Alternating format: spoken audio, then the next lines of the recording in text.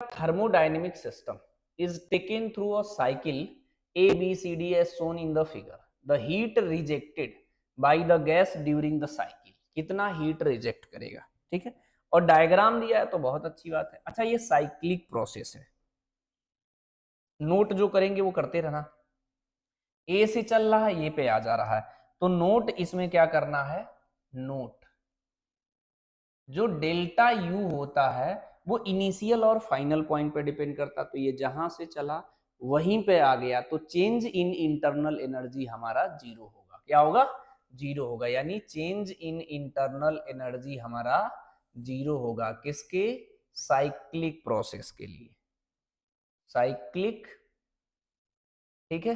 मेरी बात समझे कि नहीं, साइक्लिक प्रोसेस। क्यों, क्योंकि इनिशियल पॉइंट, जो इनिशियल हमारा है वो फाइनल पॉइंट सेव हो गया, और ये सिर्फ इनिशियल और फाइनल पॉइंट्स पे डिपेंड करता है बेसिकली, है ना।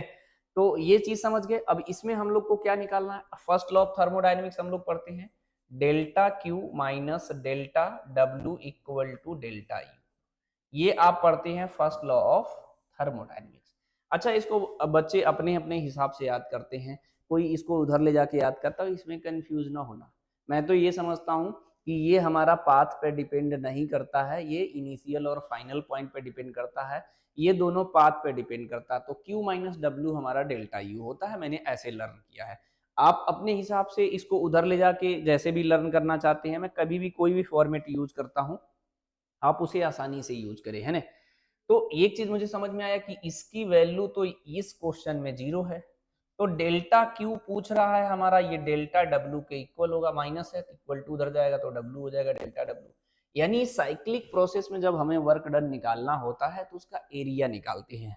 ध्यान से समझिएगा, क्या निकालते हैं, एरिया। तो यहाँ पे ऐसे जाएंगे, ठीक है, मतलब इसका सीधे सीधे एरिया निकालेंगे। इसका हम लोग एरिया निकालेंगे तो कितना हो जाएगा जी, ये v है, ये 3v है, तो इसके बीच का ये जो गैप आएगा आपका, ये जो यहाँ से यहाँ तक का गैप आएगा ये 2v आएगा, ये p है 2p है, तो इसके बीच का ये जो गैप आएगा p आएगा। तो ये बन गया हमारा रेक्टेंगल टाइप का। तो इसका जो एरिया हम लोग निकालेंगे तो ये हो जाएगा p, और ये हो जाएगा हमारा 2v, तो ये हो जाएगा p 2pv, ठीक है।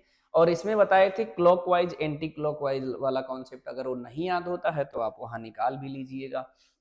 इसका वर्क डन जो होगा हमारा निगेटिव होगा, तो ये माइनस हो जाएगा 2pv। यहाँ पे हीट रिजेक्टेड, जब भी हीट रिलीज करेगा या रिजेक्ट करेगा तो Q नेगेटिव होगा। क्या होगा, Q हमारा निगेटिव होगा। इसको समझने का मैंने आसान तरीका बताया था, क्या आप याद रखेंगे तो ज्यादा बेस्ट है, अगर नहीं याद रखते हैं तो दोबारा भी बताता हूं, आप ध्यान से समझिएगा। इसीलिए मेरे लेक्चर में आ गए हो आप या बाद में ज्वाइन करते हो तो ये चीज ध्यान रखे रहना, स्लोली सीख के जाओ। कॉन्सेप्ट जब तक सीखेंगे नहीं फिर क्वेश्चन लगेगा नहीं, क्वेश्चन नहीं लगेगा फिर सिलेक्शन नहीं होगा। तो क्वेश्चन सीखिए मेरे साथ, डायरेक्शन का बड़ा इंपॉर्टेंस है इसमें।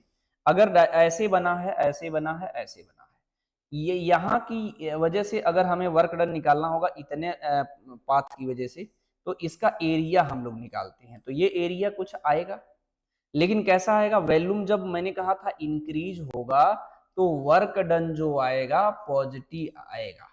इसको बोलते हैं work done by the gas, work done by the gas is always positive, ठीक है। नोट कर लीजिएगा, वैसे मैं बता रखा हूं, इसमें वॉल्यूम कांस्टेंट है तो वर्क डन जीरो, इसमें वॉल्यूम डिक्रीज हो रहा है तो इसमें वर्क डन जो आएगा निगेटिव आएगा, तो इसका एरिया निकालिए। तो ये वाला जो एरिया आएगा हमारा निगेटिव आएगा, ये वाला एरिया जो आएगा पॉजिटिव आएगा, ठीक है। अब यहाँ चलिए, वॉल्यूम कांस्टेंट तो वर्क डन जीरो, तो इस और इस पाथ की वजह से वर्क डन जीरो, इसकी वजह से निगेटिव कम है, सॉरी पॉजिटिव, इसकी वजह से निगेटिव आएगा कम है, तो सॉरी ज्यादा है, इसका एरिया क्या है, ज्यादा, ये वाला एरिया हमारा ज्यादा है। तो मान लो ज्यादा वाला आया -10, कम वाला आया मान लो +4, तो इसको सॉल्व करोगे तो माइनस का 6 आएगा। यानी सीधे मैंने कहा था कि याद ही कर लो, ज्यादा बेटर है। क्या याद कर लो, कि अगर ये हमारा एंटी क्लॉकवाइज होगा, ध्यान से समझना, तो एंटी क्लॉकवाइज होगा तो वर्क डन जो आएगा final net work done negative आएगा, और निगेटिव आएगा तो हीट क्या करेगा, रिजेक्ट करेगा। ध्यान रखे रहना है, आसानी से समझना है। साइक्लिक प्रोसेस में डेल्टा यू हमेशा 0 होगा और हीट रिजेक्ट करेगा। अगर यही हमारा क्लॉकवाइज होता तो हीट एब्जॉर्ब करता। यहाँ पे सिर्फ मैग्नीट्यूड की बात किया है तो बात ही खत्म। ये इसका फर्स्ट ऑप्शन हमारा करेक्ट हो जाएगा, सीधी सी बात।